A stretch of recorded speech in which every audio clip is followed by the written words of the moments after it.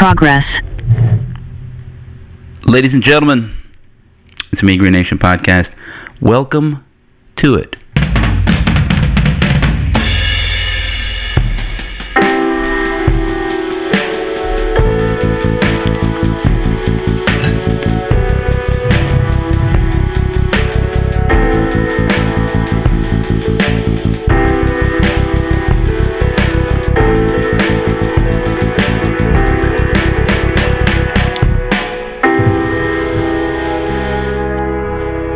If you see on the show, I'm pointing to Aldo. It's because that's the cue.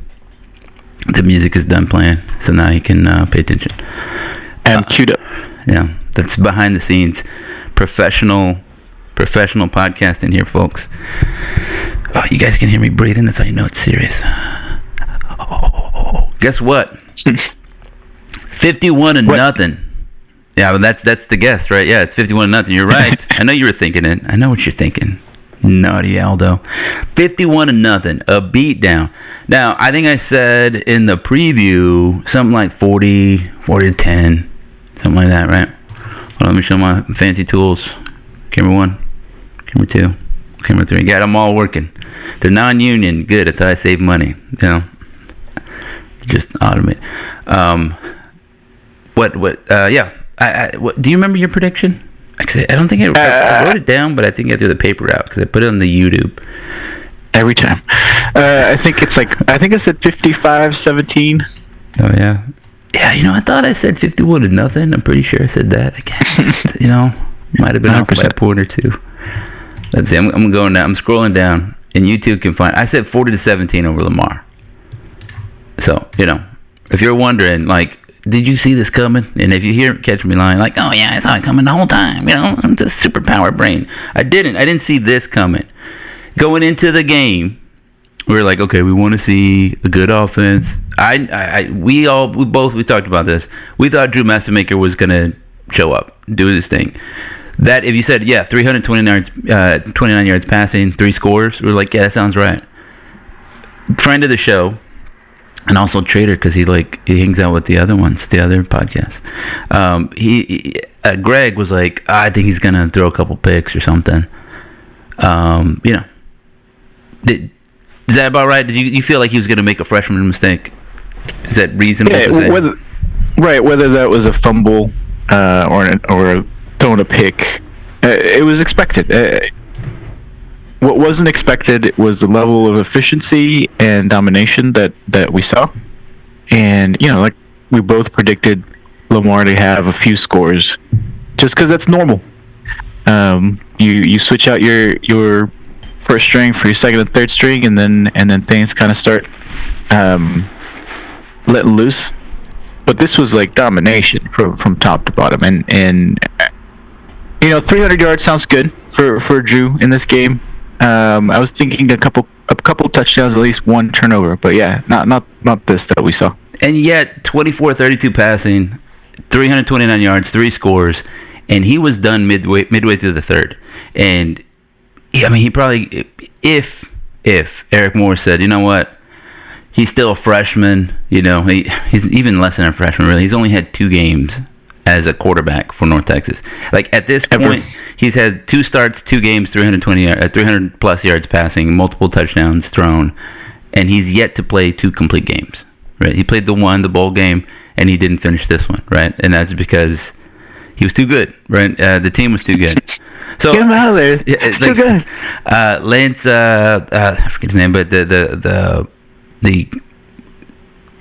color announcer almost said. I almost made this, cancelable. If we're still doing that, the color announcer on the ESPN broadcast was hyping him up, and I think he made some great points. He was like, "It's difficult. The game moves fast, except for this kid. It doesn't move fast for him. The way he looks." And he was like, "I saw both the Chandlers, and then Mason Fine, and they were good." Drew Messamaker has the talent to be the best ever here at North Texas. I can see that. I think everybody else can see that. It's very evident. He's very good, and it's not even can he just throw it real far? Lots of guys could throw it real far. It's that he's making good decisions, right? The way he moves in the pocket, puts it on the money, makes the right play. And, we're all saying he's going to make the wrong play. He didn't make the wrong play. There's not really a moment where you're like, oh, he made, like early in the game, he tried the little swing pass and it was a little bit in front of the receiver. Whatever, that's a normal mistake. It's not like, it's like, that happens. What's difficult is like, are you making the bad decisions, right? Again, you look at like Arch Manning, and again, that's different because it's Ohio State, not Lamar, and it's Matt Patricia, 3-time Super Bowl winning defensive coordinator, and not just a guy. And so it's a little different there, but you can see where this moment is real big, and it's a little tough to make these decisions. And so like I'm getting a little jittery.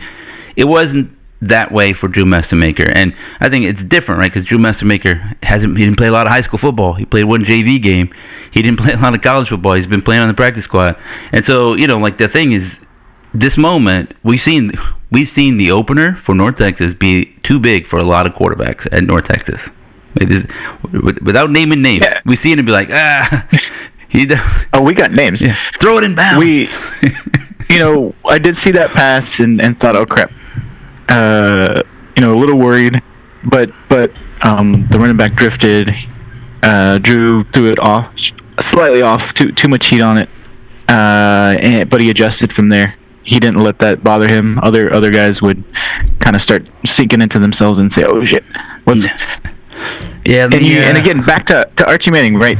It's different situations, but Archie had guys open. And he was just completely off base when throwing that football. Yeah, they said like his technique was weird, whatever. So I mean, yeah, Drew Messamaker was, like making the right plays, and I think for all of the hype of quarterbacks that can throw it off platform, hey, if you can make a throw on platform, right, on time, in rhythm, do that. We don't need heroics. We don't need heroics on second down. You know what I mean? Like. Late in the game, if you have to make an off-platform throw because you need to, I always say, do the extra thing. Do you have players that can give you the shouldn't plays, right? Hey, the average quarterback goes down here or throws the ball away or whatever, but you were able to, put it on a dime, literally a dime, in the bottom quarter where the guy's double covered and put it only where he can catch it, right? That is a shouldn't play. That's a winning play, like a championship winning, a legendary play. But you don't get to those spots if you're not making the routine plays. And to me, Drew Messamaker makes a lot of playing quarterback look routine, and that's great. He just moving, sliding over, wide open guy, put it on the money.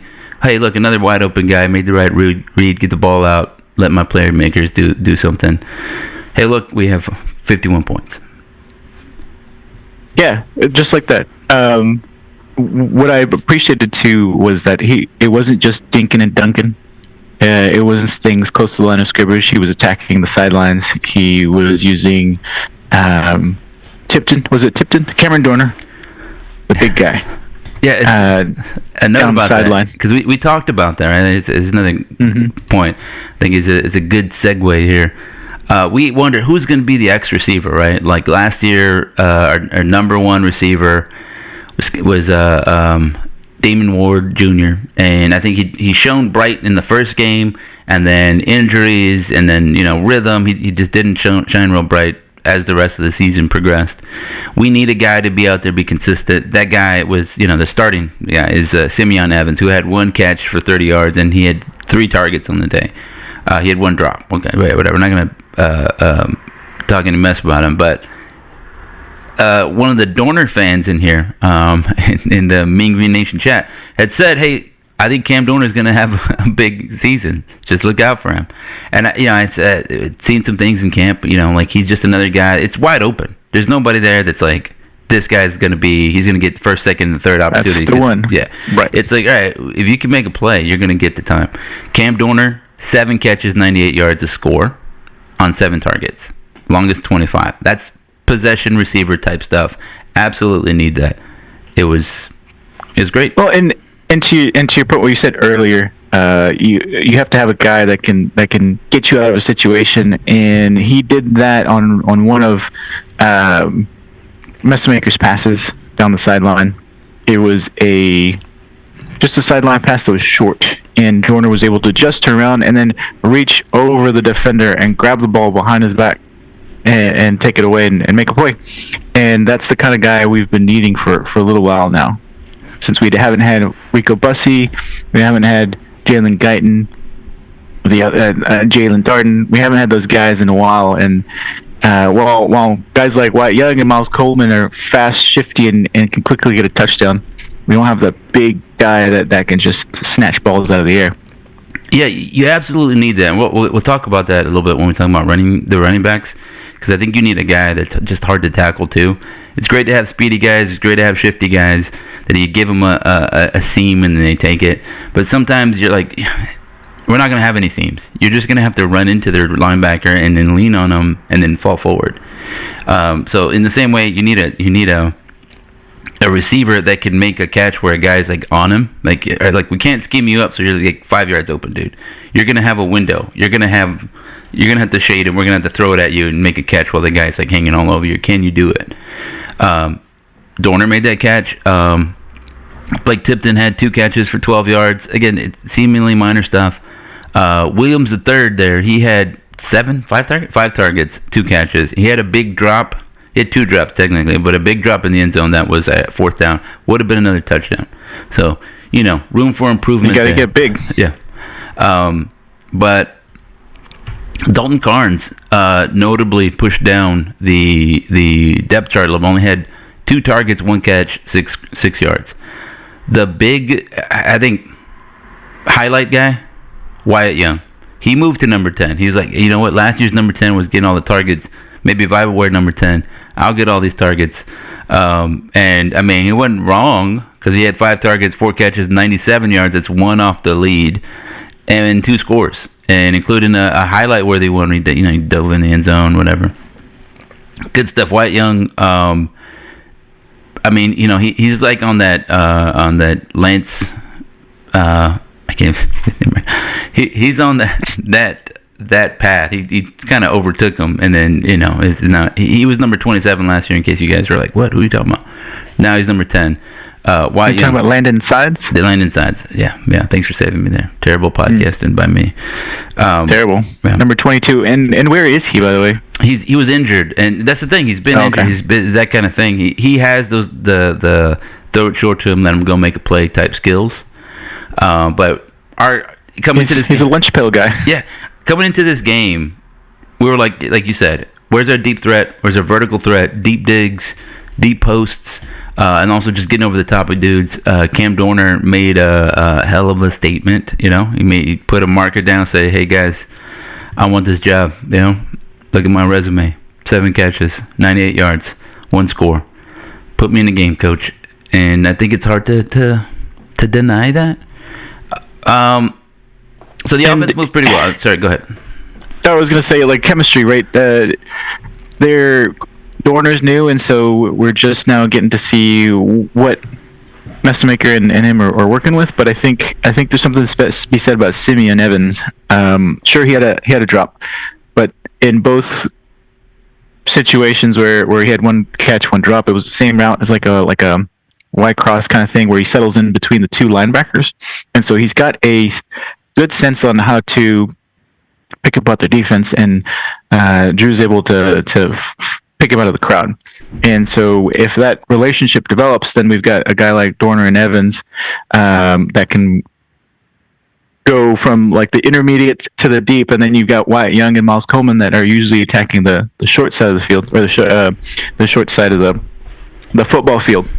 And it's going to make for a lot of just chunk yards, which is going to be awesome to see, especially if you turn that into scores. Yeah, I mean, I don't know how much we could say about Lamar's defense, but yeah, so scheme will only get you so far, right? It'll get you open. And then after that, you got to go be a football player. That's what they say, right? And, to your point, he got open. You get wide open. That means you're running great routes. You're executing the scheme. Great. That gives you 15 yards, right? I'm looking. He has 1 catch, 30 yards, 17 yak yards. So, he had 13 yards because of scheme, and then he went and made a play. Got 17 extra yards. So yeah, that's what you want. That's where you go make a name for yourself. You want to play in the NFL, it's yak yards. You know, you want to get time in college football, it's making catches, getting targets. That means you're getting open. That means the receiver the quarterback can trust you. He knows you're going to execute your route. He's going to give you a chance. And then after that, it's you. Like, wow, look at you, you're amazing. Look how you outran everybody. It's like back to being in Pop Warner. You're just running. Everybody's like, oh, and all the kids are chasing you. You're just running away. So we didn't really talk about Miles Coleman. 5 catches, 52 yards, 5 targets. He's basically taking that short underneath screen stuff that he had before. He had early targets, early catches. I think if we needed him to do some things, he could have done some more things. But just a solid showing from him. 5 catches, 52 yards.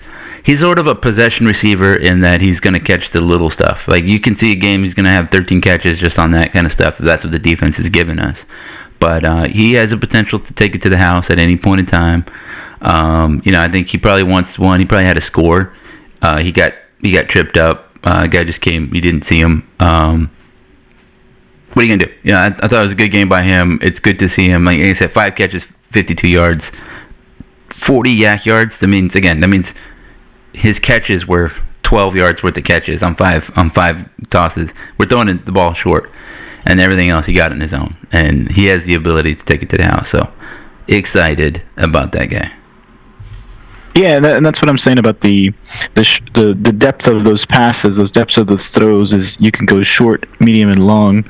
It seems like after this one game against this squad, but it felt like last year we didn't have that. We were limited to the short throws. I know. Chandler Morris's injury kind of forced us into that situation towards the end of the year, but I felt like we didn't have the ability to go all 3 levels of passing, and I think we've unlocked that this year, and so I'm looking forward to see how we do it over the next 2, the tests that we'll see the next 2 weeks. Totally. Yeah, we mentioned it on the season preview podcast where like we were limited by our ability. Like, we couldn't throw deep, and either that was receivers that we didn't trust, or couldn't get down the field, or couldn't get open, or our offensive line couldn't protect long enough, or a quarterback, didn't have the arm strength anymore to really fire it down the field. Those are all limiting things, and you can see that when Mestamaker started versus Texas State, we're throwing the ball down the field suddenly, right? We threw the ball, I think, like a seam route to Miles Coleman, and this, that, and the other, right? Like, basically, we're throwing the ball down the field, and we saw that again today. Some targets down there. I think the offense shone brightly. If you want to criticize anything, and I think it's okay to do so, is that we had 41 carries, 131 yards. That's 3.2 yards per tote. I'd like to see somewhere around 4 or 5 yards per carry, and especially against a Lamar team where you feel like you have the talent advantage. That you pad the stats late. We padded the stats late, and we still only averaged 3.2 yards a carry. The run game, nothing amazing. Mackenzie McGill got 1 yard, 6 carries. He had a score, a 1 yard dive. I thought that Sibley had the best game, 38 yards. He had a long run of 30 yards. Everybody else, Bex is kind of weird, tried to dance around a little bit. I thought Hawkins, the big kid, he had 18 yards, but he didn't really do too much. But he looked like he was at least tough to tackle. Room for improvement in the run game, in my mind. Yeah, and I think they were just throwing everything out there to see what would stick. Everybody looked poor. Hawkins probably stood out to me more than anybody else because he was running guys over. He was more difficult to tackle, getting some pretty hard yards. But Bex was driving me crazy, kept dancing, and wouldn't just go up. Sibley got that, like you said, 1 carry for 30 yards, which means he had 5 carries for 8. Mm-hmm.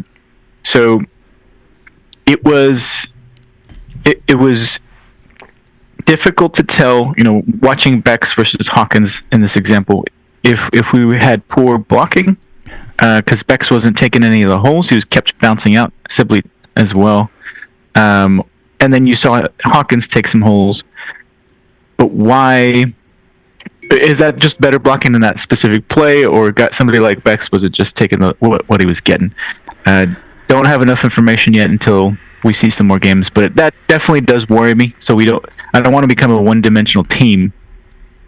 You stop the run and then you just focus on the pass game because you're not afraid. It would be nice to get Messmaker better running situations, options, let him run out and slide instead of like, am I going to get tackled and then blam.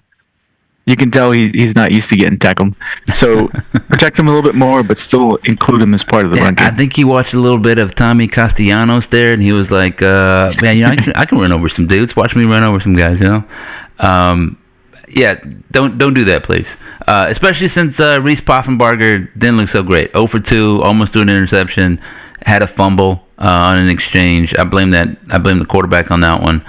He didn't look so great, did Reese. And so, I'm sure he's fine. But right now, I stick with Mestamaker and let's keep him upright. Don't try to truck anybody, dude. You're not Tim Tebow out here. I was worried about Poffenbarger's outing. I was thinking he was going to come in and take the starting job just because of experience, pedigree, and pedigree. But man, it did not look good. Eek. So all right, let's talk about what I want to talk about, and I think it's funny because it's what we were worried about. He said, just look at the numbers: 462 yards, right? That's not super impressive against an FCS squad, especially again in the program that's been averaging 600 yards. I think North Texas could have easily got up to 600 yards, 700 yards if they wanted to. They took their foot off the gas a ton after the third quarter, and they had the ball a ton. They could have really, made put some numbers up. So don't look at those numbers and say, well, what's wrong with the offense? I think the run game could have been better. You had 70 more yards. Suddenly we're at 500 yards.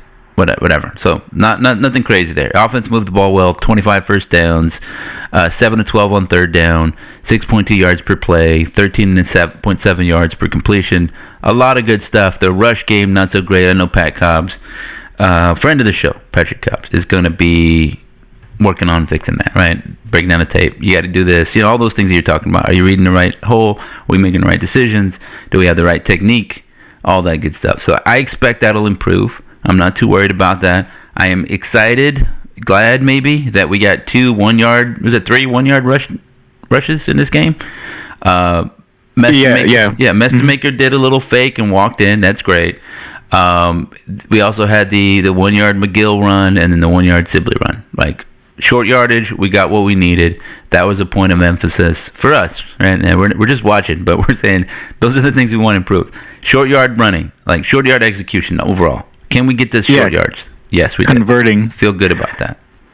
And that we're not forcing ourselves. We're 1 yard line. We're not going to be able to run it. We're going to have to pass it, and the defense knows this as well, which is a limiting factor. We plunged in, got those scores, and we did it in different ways, and that was really good to see. Yeah, and then so our overall red zone. I mean, look at a red zone scoring. Where does it say red zone? We're 5 of 6 red zone scoring. We had the one turnover on downs there, but it was a drop in the end zone, and it was like 90% caught. Right, Trey Williams had the ball, he fell, he had it, and then it moved, and it slipped out, and he dropped it. So, in terms of execution, I'm not worried about that. It wasn't like, wow, they went backwards. Like that one time Louisiana Tech fumbled. They had the ball at the 6, and it went all the way back to the 6. It's not like that, like clown car stuff. Nothing like that. We're executing. It was like a mistake of aggression. Yeah, we could have got a field goal. We said, let's go for it. Whatever, it's fine. We didn't score in the fourth quarter. Again, double digits in the first, 13. Double digits in the second, 24.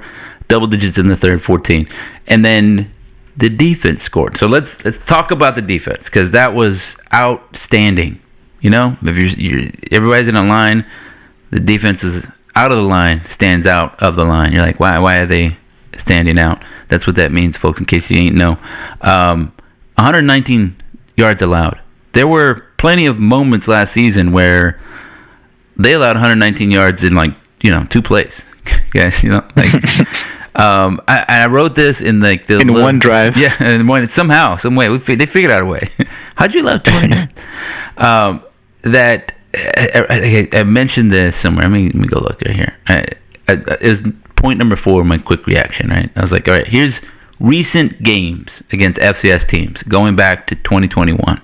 And I'll start there. 2021 against Northwestern State. We allowed 418 yards. That's 5.6 yards per play. 14 total points. 2022, Texas Southern. 458 yards allowed. 6 yards per play.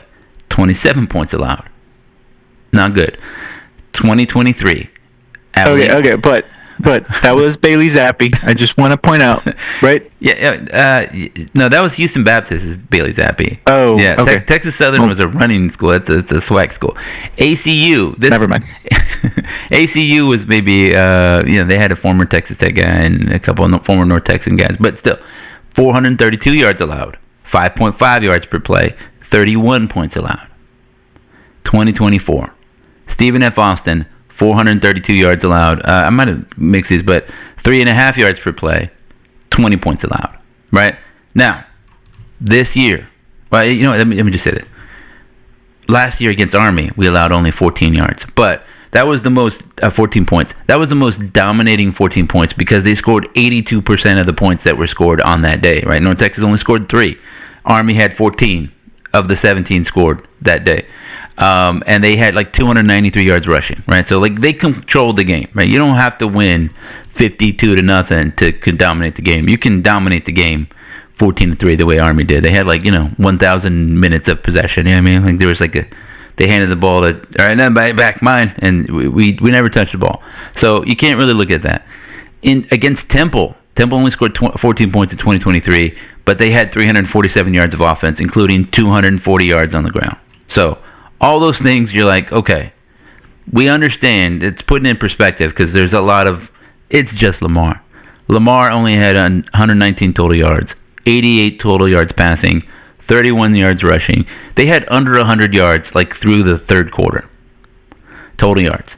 3 of 13 on third down, only 8 first downs, 2.2 yards per play, were sacked 3 times, turned the ball over twice. 1 interception, 1 fumble. Shout out Ethan Wazlowski.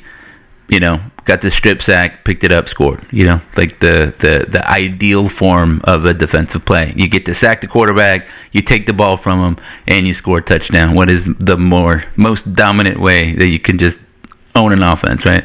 You scheme it up as the ones you're like, oh man, that'd be sweet. Better see if anybody took a picture and frame it, put it on your wall, because that is peak. Yeah. In your career. That was awesome to see. And to your point earlier, you said it may just be an FCS squad, sure, but you get glimpses and you can still glean information on how poorly you defend against an FCS squad. And you just showed, what was that, 5 years worth of games against FCS squads where we allowed a lot of either points or yards. That's the question, right? Does it mean that now we're going to be the Nick Saban's Alabama suddenly? That's not it. That's not what we're saying. This you need 2 points to make a line, but this gives us an indication that it's not going to be as bad as it was, right? Because those years we're not going to be the worst team in the nation. Is what you're saying. Yeah, it was like, hey, FCS squads are putting up 340 yards against you, scoring 20, 30 points. What is it going to be like when a real good squad comes in? Well, we saw that. It was 50 points, 600 yards, right? So if you're okay, against a bad Lamar, you only let them score 100. Get 100 yards and score 0. Hey, against a good squad, maybe they only score 25, right? Instead of 55, right? Maybe they only get 300 yards instead of 600 yards. And that gets me excited. And so I feel good about that. To do the Aldo's patented, let's just be average.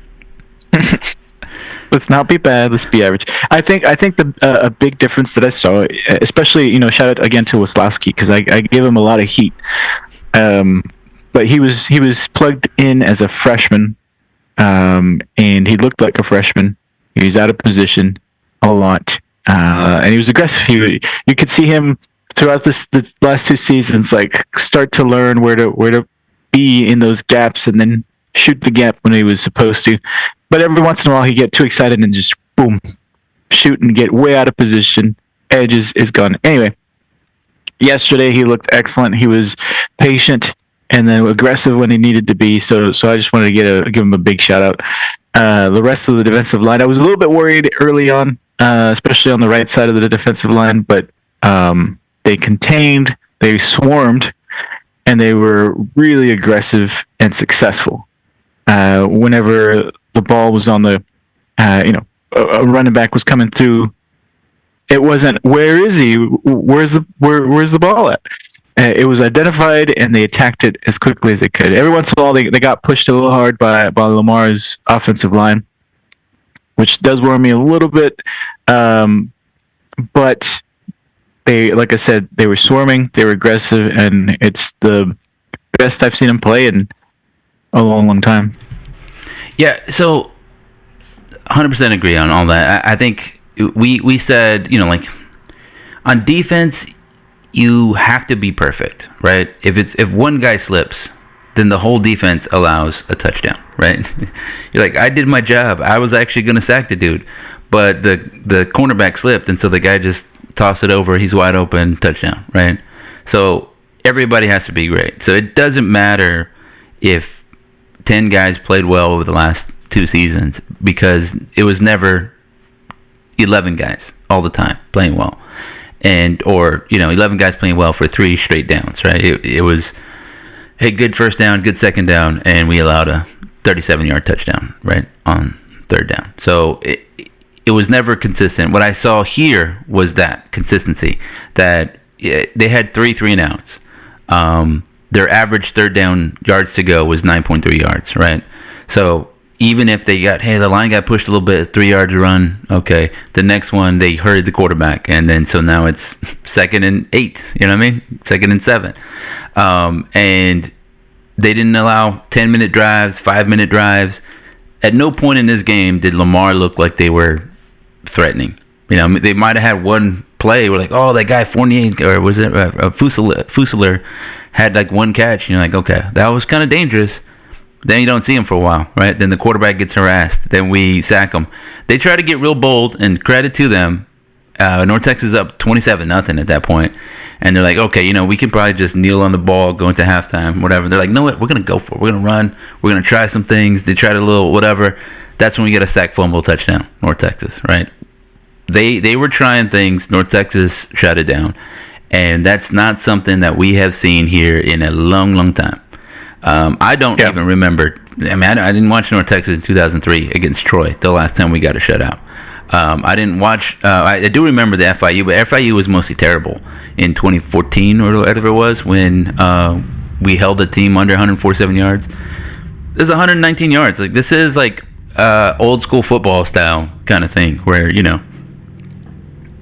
disruptive and creating opportunities for the offense as well as yourself as the defense. It was great, and we were getting in the head of the quarterback. He was visibly frustrated. He didn't know what to do, and when he did have an opportunity to pass it, the defense was so disruptive that it was off target most of those times, and it was it felt good. Right, I'm watching this, and it felt great. It was great. It was great. Yeah. It's fun to like fun, guys. When you have a dominating defense, it is like when you have a dominating run game. Like, it's just the fundamentals of football, right? It's like football is at its core, right? Like, sort of what is the word? Like I want to say primordial, but it goes to like the absolute base instincts of a human being, right? Like, I'm just gonna run over this guy, and then I'm gonna just stop him from doing whatever he wants, right? It's like that. That's why people get real hyped about it. Like, we're gonna go to battle. We're not going to battle, but it is. You're gonna go physically dominate another person. He's gonna try to run, and you're gonna stop him. You and your band of dudes, right? Which is, like I said, like, it's like humans way back in the day. They're like, hey, look at the woolly mammoth. We're going to get him. And you schemed him up, right? You're going to run him this way. You guys are going to come that way.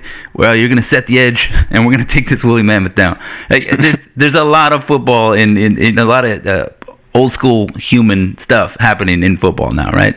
We're going to organize together, and we're going to achieve a goal and take down somebody.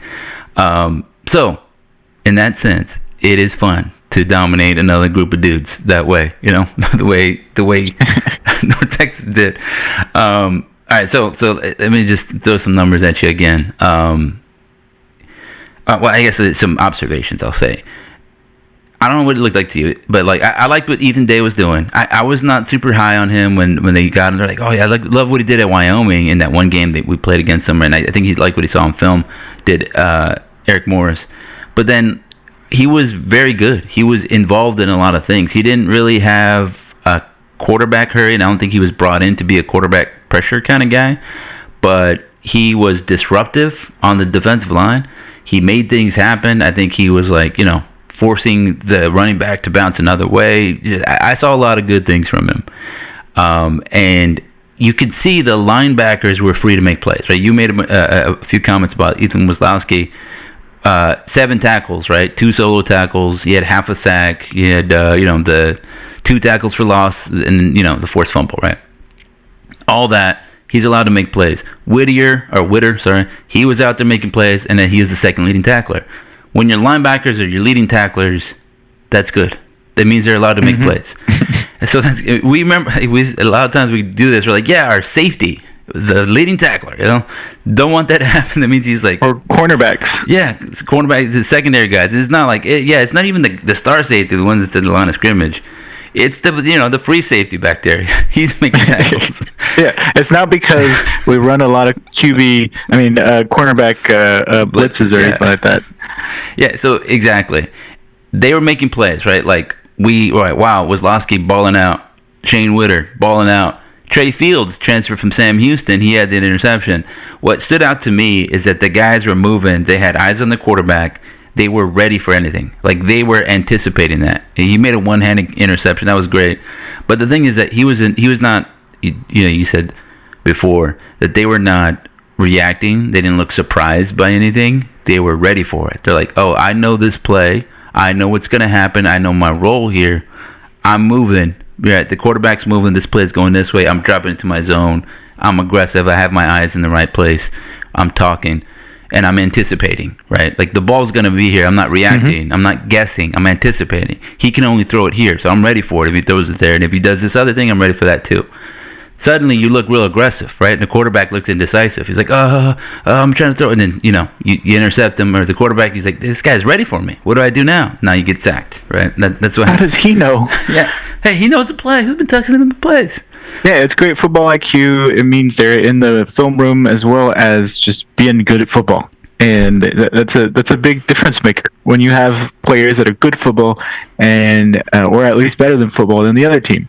That's half the equation. But that football IQ is huge, especially knowing where you need to be at the right time by identifying what's happening in front of you.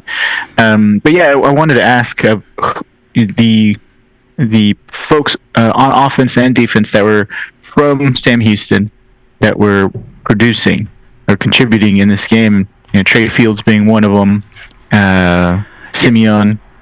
Yeah, so like Armstead, right, one of the corners, and the other corner, he didn't really do too much, but that's fine. You didn't have to. Yeah, you don't need him to do anything. And that, like, to me, like I said, that's great. I saw some good stuff from our corners, and like I'm looking here. Like, Smith Young had a big hit. He had a form tackle on one. He really laid him out. And I think Greg said in the chat, you haven't seen that at North Texas in a while. Like, form tackles. Like, he went out there, like, he lit him up. But again, right place, right time. You can't do a form tackle if you're reacting. You're like, chasing the guy trying to dive for an ankle. If you see him and you're just a tad bit late because you're rotating over, but you let him know you're there, right? You get to line up, square your shoulders, hit him hard. And suddenly they're not going to want to be so open next time. They're like, don't call that corner route again. Here comes that guy. Yeah, that safety's he's lurking over there, man. Don't put me on. So suddenly maybe you don't get off your route. Like, the cornerback locked me up. Did he lock you up, or you just didn't want to get open? Because sometimes you don't want to get open. It happens. Again, B.J. Allen Jr., talented dude. He had 2 tackles. He didn't really do anything, but I like that. I like the cornerbacks. They didn't like, hey, no, they didn't throw nothing our way. That's a great. And I think that's exactly why, right? Where the defensive line, that's where my mind was mainly, is the front 7. What are they doing? What are they up to? and they were shutting down the pass game enough that you didn't really have to see anything from the cornerbacks other than, doing their job and not giving the quarterback somewhere to throw to right away. You're getting 2 to 3 seconds, maybe 4 seconds to pass the ball, and that was taken away from Lamar. And so I think the front seven did their job, and the quarterbacks had an easier time to defend. Maybe they were shutting everything down back there, which helped the front seven. It was like a symbiotic relationship. But watching a broadcast, you can't really see that. Yeah, 54 plays, right? And they were only getting 2.2 yards per play. So that's it. That's like the ideal form, right? The defense did their job. They got off the field, right? Like if we had, Eagle Muslowski had 54 tackles in this game. Like, why? Why did he have to make so many tackles? It should be just, they had 14 possessions. He makes a tackle every series, 14 tackles. He's done. That's it. That's all you need. You don't need anything crazy. Like, let me look at their drives. They had 13 drives, right? We had 12. They had 0 scoring drives, obviously. Average time of possession for them, 2 minutes. They had 4 1-minute drives, 3 and outs. 5 was their average yards gain on their drive. Like, on any given drive, they only gained 5 yards. Their average third down distance is 9.1. Their average start, their own 25. Their average number of plays on a given possession, 4, right? Obviously didn't score any TDs, didn't have any 5-minute drives. Nothing, right? Punt. 4 punts, 5 plays, 17 yards, 3 plays, -6 yards, 5 plays, 14 yards, 6 plays, 14 yards. Then an interception, a fumble, went -22 yards. The half, they went backwards 6 yards. Then they started the second half, punt, turnover on downs, punt again. And those drives, 2 plays, -6 yards, 3 plays, -5 yards, 3 plays, 4 yards, 5 plays, 8 yards, 8 plays, 23 yards. That was the danger, right? They held the ball for 3 minutes in that one. Jeez. Yeah, 5 plays, 18 yards. It would just, they're in and out. So that if the defense looked fresh late, it's because they didn't really play a lot, which is, again, ideal. That's what we want. We were concerned that maybe we'd score too much, score too quickly, and the defense would get a little tired. No, the defense they were ready to go. Because they're like, well, we kicked their butts on a couple plays. We're excited to do it again.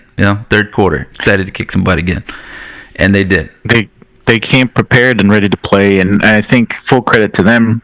Obviously, this is again the asterisk of this is an FCS squad, but they did their job against an FCS squad, and in fact they did it better than we expected them to do it. 0 points with a 51-point spread is huge, and it is a weird score. This is weird score number 1, 51-0. Yeah, you did call that. I don't know. I didn't look at the scoregami thing. I don't really care about that too hard the way everybody else does. But 51-0. Like, again, absolute domination. I was looking at some of the other AAC scores, or what do we call it? Just American, whatever. The American Conference scores, and then I was just browsing around. Louisiana Tech beat SLU, another FBS versus FCS school, and they won 24-0. That's domination. But you're like, immediately you think they should be scoring more. It's good they didn't allow anything, but they should be scoring more. That North Texas scored 51 points, and look, they took their foot off the gas in the third quarter. Through 3 quarters, 51 points. Right? It's like that one time Kobe Bryant had 61 through 3 quarters or something like that. You're like, he could have scored more, There's that kind of thing there. That tells you that there's room there, that this team can be better. You hold a team to no yards, you're like, wow, that was pretty good, because it's hard to do that. You do make mistakes, and this team didn't make those mistakes, so that's encouraging. Wow, sometimes you're like, oh, there was just a communication, and this guy caught and he ran for 40 yards. We didn't see one of those. I'll look at their drives for big plays. They had 3 big plays as defined by the stat recording system. None rushing, right? Well, you remember last year it was 15 plays long of runs of 10 plus yards, right? Other teams against North Texas, 0. They gained no plays of 10 plus yards rushing. They had 2 plays of 15 plus yards passing. One was an 18-yard pass in the third quarter, and one was a 16-yard pass in the fourth quarter. game's over by then, guys. Like. Yeah, I'm just sitting here in awe as you're rattling all this stuff off. I'm like, wow, yeah. I like that. Do it again. Yeah, dude. Like their third down efficiency, they had 13 of them. They had 3 conversions. On third and long, they were 0-6. That is great. Like the whole point of like getting teams to third down is to have a chance to get them off the field. And if they're converting third and longs, those are the demoralizers, right? For the fans in the stands, you're like, all right, everybody get loud, it's third down, North Texas. And we're like, rah! And then, there's a 15-yard pass. You're like, what's going on here? Womp womp. Yeah. And so, third and short, you're like, okay, they gained a yard, right? They were 1 of 4. I'm sorry, from 1 to 4 yards. They were 2 of 3 on that. That happened. So that's why you don't get into third and short, because those are easier to convert. Everybody knows this, right? Get them into third and long because those are more difficult. So the fact that they were on 0-6 on third and long, great. We, by the way, it's science. Yeah, it's science. Look it up. Read a dictionary. It's science. 6.3. I'm sorry. Our average third down to go was 6.3. Third and long, we were 1 of 3 on third and long. Again, it's hard to do that. We were high-powered offense. 1 of 3, 33%. Third and short, 1 of 4 yards, 5 of 8. Where are we? So, third down passing, 2 of 7 for 13 yards. Kicking butt. First downs by pass. Yeah. 1. They were sacked one time on third down. Yeah. Now, every time you talk, I'll give you another stat. Dang Zoom delay here. I think that's a huge takeaway. The ability to be able to not just convert on third down, but convert on third down in different situations and in different ways. Again, we're not just relying on, as bad as the run game looked, right? And it was mostly about individual. For me, the run game wasn't about the scheme. I think for me, it was about individual performers or lack thereof. But we were still able to use the run game in different situations to convert, especially to score. That makes a huge difference. And I hope that, I guess my takeaway of all this is I hope we get somebody that stands up, and I think that might be Hawkins. If he is the best running back we've got, earn that red shirt and then just let him play.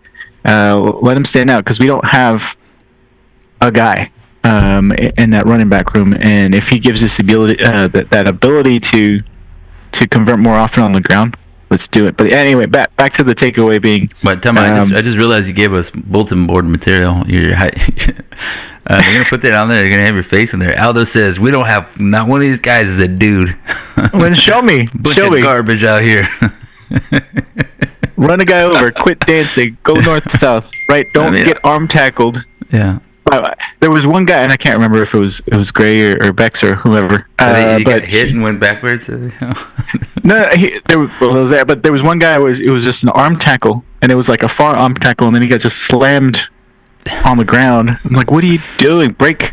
Anyway, frustrating to watch. I mean, it is easy to say, hey, just go break a tackle. But yes, I understand what you're saying. Break an arm tackle. Yeah, I got you. That's why all the work is to do that, so that way you can break some arm tackles. I got you. I'm with you.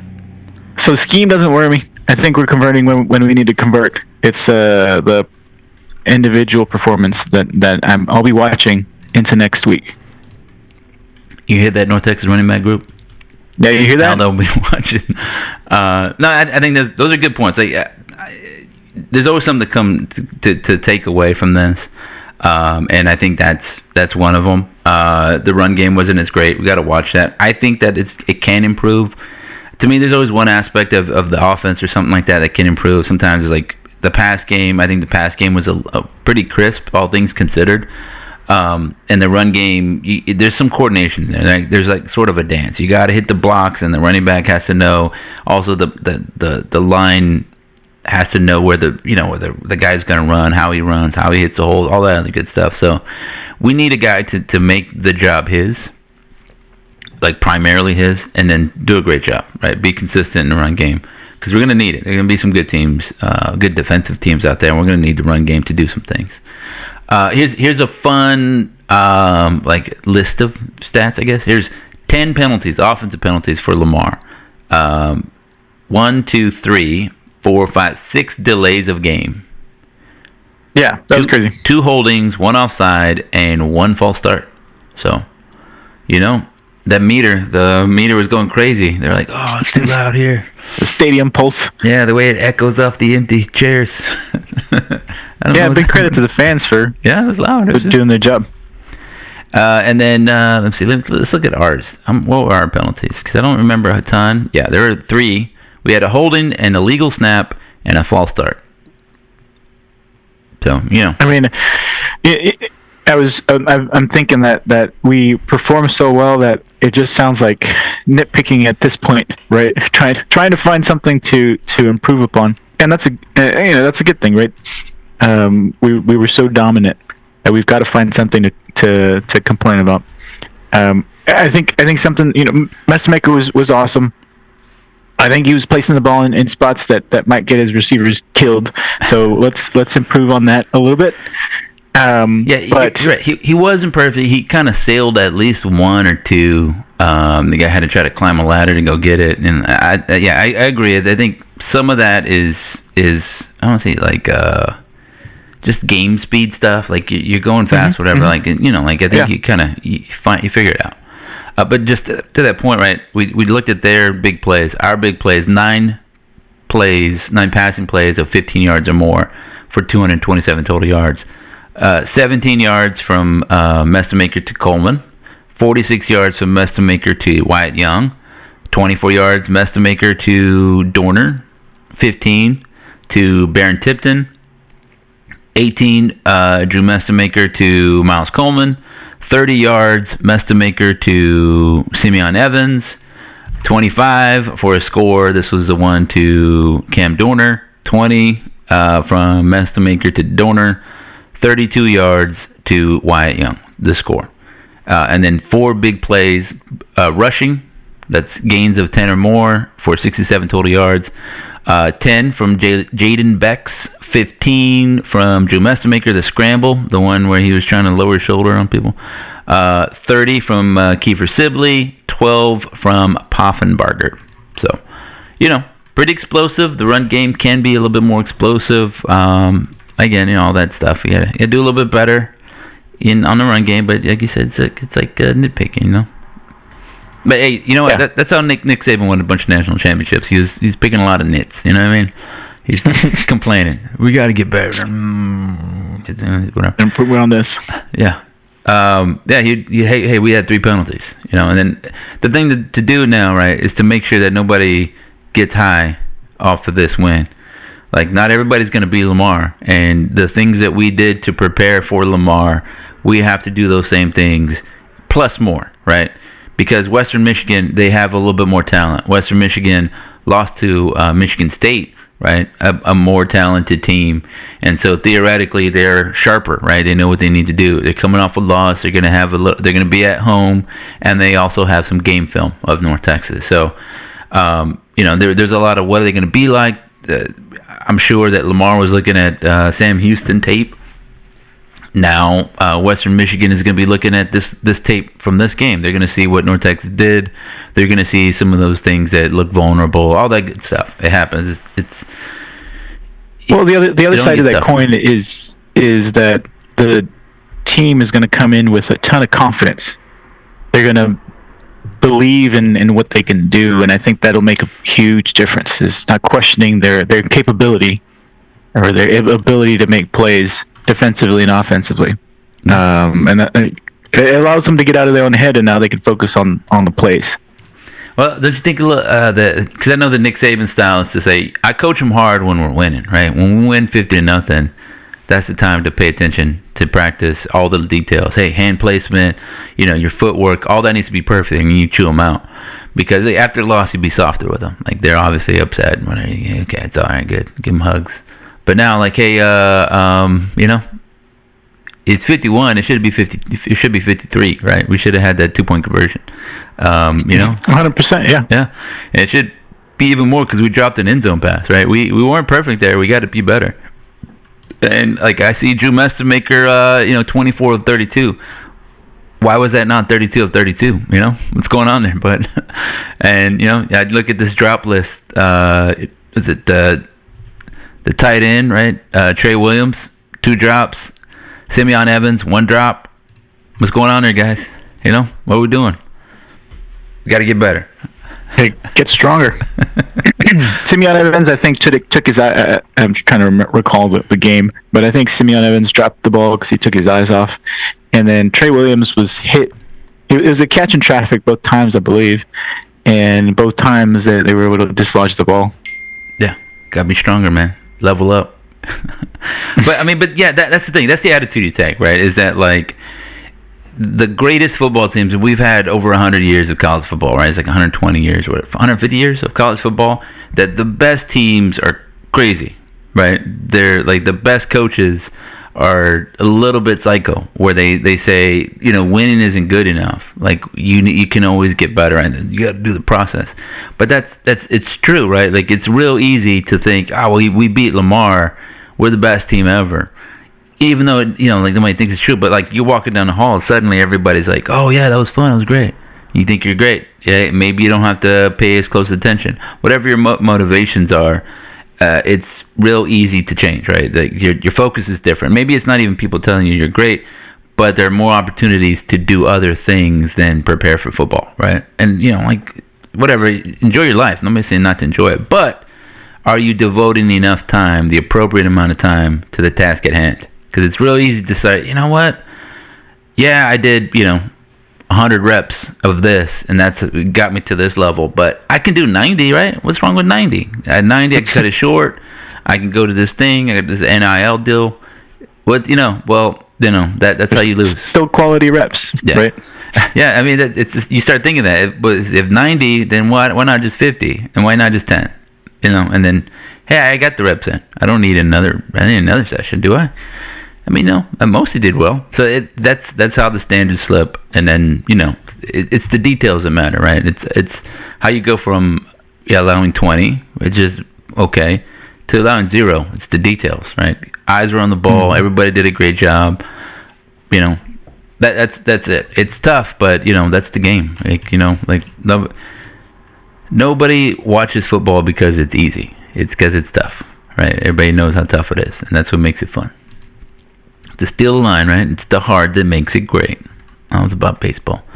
Let's see, what else we got going on? We talked about Drew Mestamaker. We talked about the defense. We talked about the run game.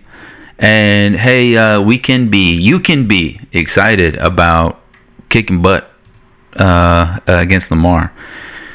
Do you have any HSOs about Western Michigan and Kalamazoo? None. I think I've driven through Kalamazoo once. I don't know, but I don't remember. Yeah, that's Southern Michigan, right? Yeah, it's Western Michigan. The name implies. Well, it's like an hour and a half left. Is it in the mid or the Upper Peninsula? Yeah, I think so. It's like this way, and it's over here near Chicago. That's where it is. See, I would have said that's Southern Michigan, but I mean, yeah, it is. It's like nobody's asking me. Yeah, well, yeah, you know, for a reason, I think maybe it's. But yeah, it's like a couple hours outside of Chicago, right? So if you're, I don't know, maybe flying to Chicago, rent a car, go out there. I don't know what everybody's doing. I think I'm gonna like I said. So my wife was like, I'm road tripped out, dude. So if you want to go, you take one of our children and you can go up there. So I was like, all right, I took you last time.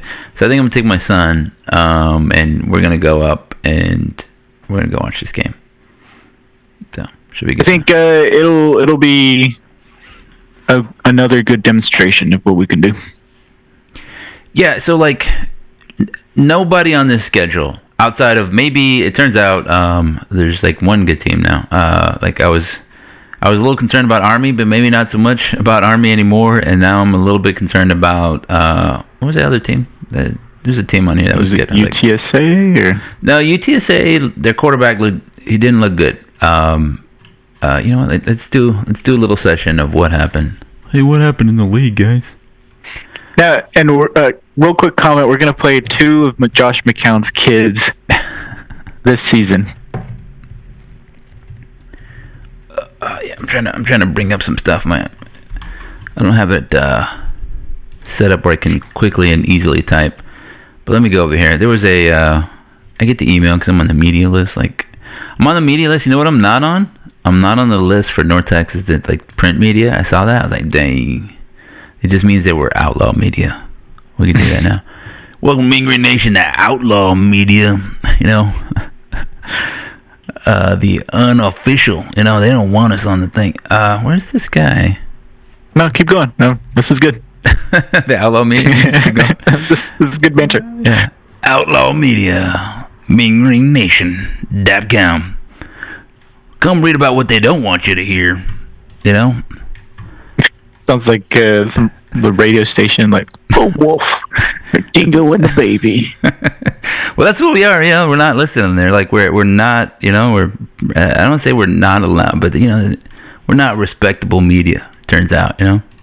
We're not Mean Green 24/7. I mean, I can see that. Yeah, there's like, I don't respect them guys. You know, yeah, so I'm eating some bacon on the show. I can't allow them in here. Not their kind. All right, so Thursday, South Florida, we play them. 34-7 winners over Boise State. That was a big one. Boise State was ranked. South Florida looked very good. The quarterback looks tough. He's running over dudes. I think Mestamaker, he's like, oh, man, all these quarterbacks out here trucking dudes. Let me show what I can do, coach. No, don't do that, please. Cease, desist. NC State beat East Carolina 24-17. Yeah, that's fine. You know, East Carolina, we saw them. They beat us. They're a solid program. We don't play them this season, so I'm not too concerned about them, but just, you know, keep an eye on them.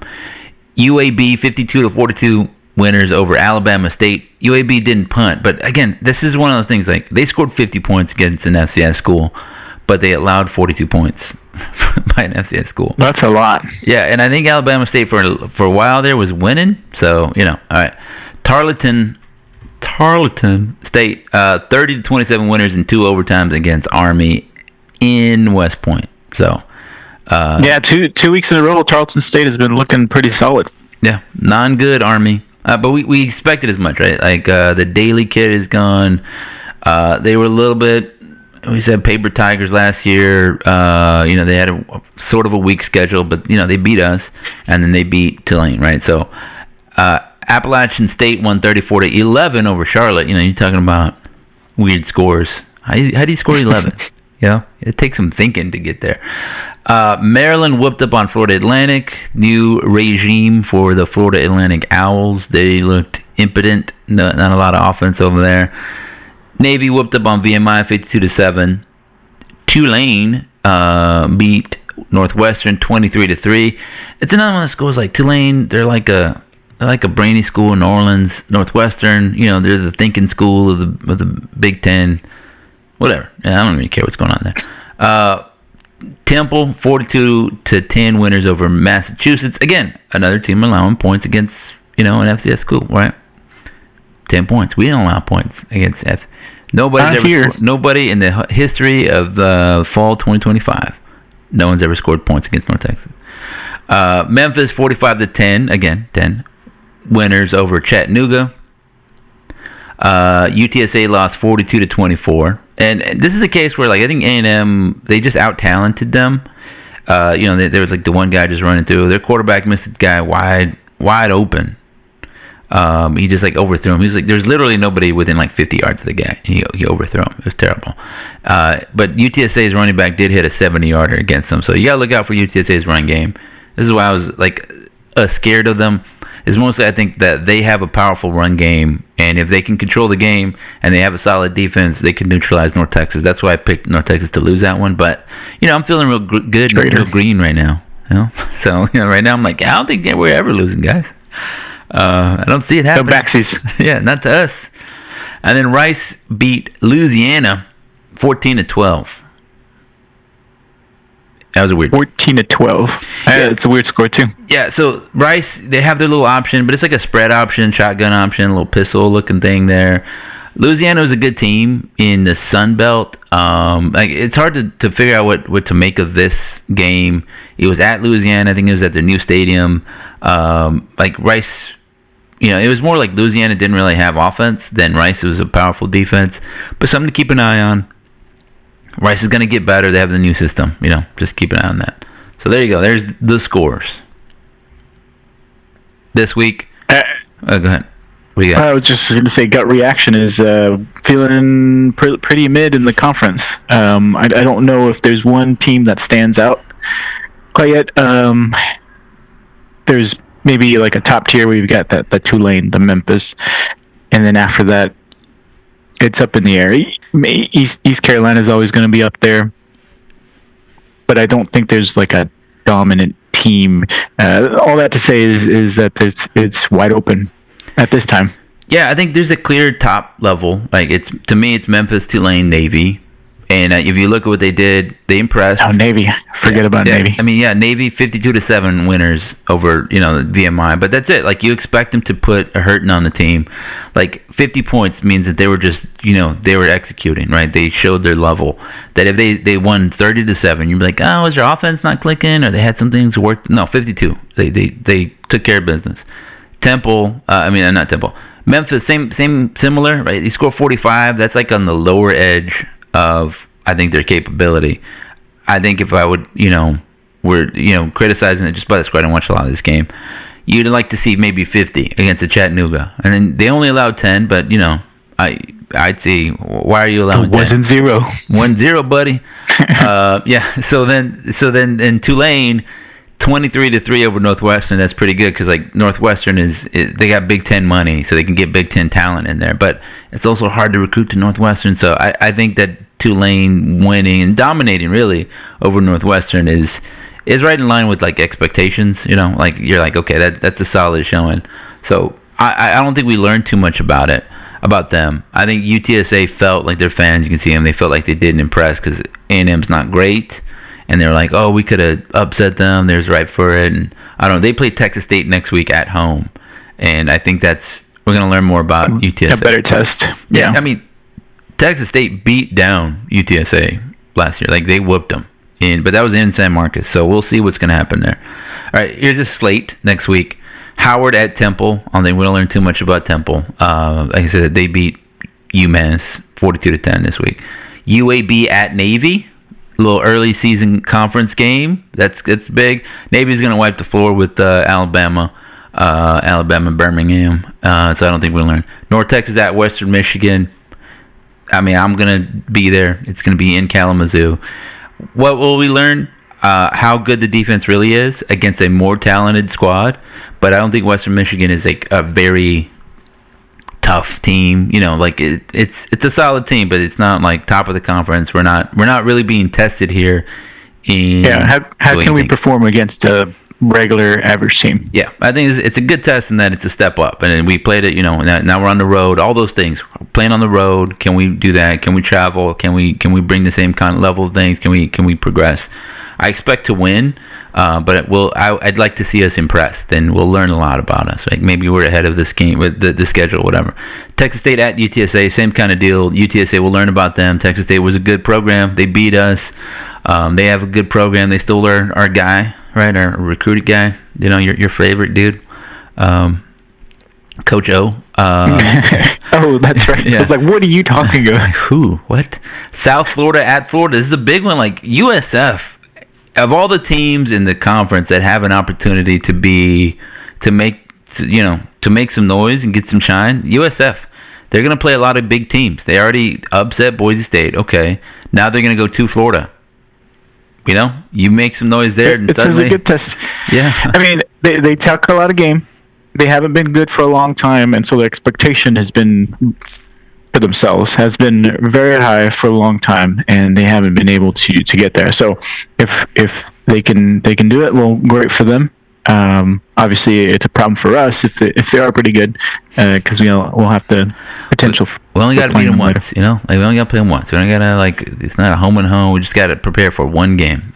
But yes, your point. Potentially two. Yeah. Well, yeah, you're right. Campbell at East Carolina. Florida A&M at Florida Atlantic. Like two games I don't care about. I don't think we're going to learn a lot about either of those teams. Army at Kansas State. Looks like Army's going to get whooped. Kansas State, I don't know. But we're not going to learn anything about Army. North Carolina at Charlotte. I think North Carolina plays today. And we're going to see a little Carolina Belichick. We're going to see him go to Charlotte, put a hurting on them. Memphis at Georgia State. Okay. Houston at Rice. We'll see how tough Rice is. I think Houston's going to whoop them, though. Tulane at South Alabama. I watched South Alabama. They played an FCS team, Montana State. They didn't look great against them. I'm not too worried about South Alabama. They're not nearly as prolific as they were when we played them last year, and we beat them on the road. So, they're going to come to Denton. And then finally, Tulsa plays New Mexico State in a game you don't care about, Hey, bartender, can you put on the Tulsa New Mexico State game? What are you saying, dude? What? Get out of my bar. Get out of here. Get out. I brought my laptop. No, we ain't got no Wi-Fi password for you. Get out of here with that. So, ladies and gentlemen, this has been the Mean Green Nation podcast. Not a whole lot of Western Michigan talk. So I think I talked over Aldo a lot. So I'm going to give him a couple minutes here. Aldo, go ahead. I mean, there's not a lot there, right? There was a lot of good takeaways for North Texas this past weekend. Very little to criticize. So we dug pretty hard in but nitpicking as best we could.